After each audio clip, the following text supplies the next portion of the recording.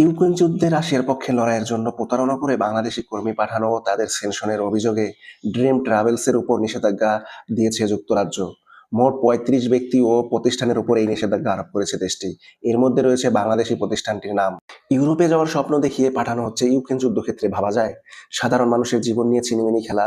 শেষমেশে ধরা খেলো এক বাংলাদেশি এজেন্সি।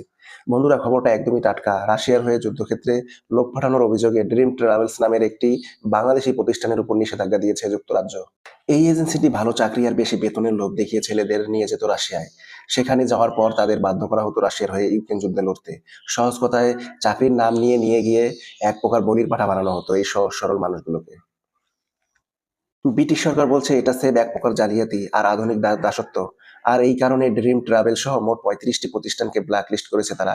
মানে এই এজেন্সির সাথে এখন থেকে কোনো আন্তর্জাতিক লেনদেন থাকবে না।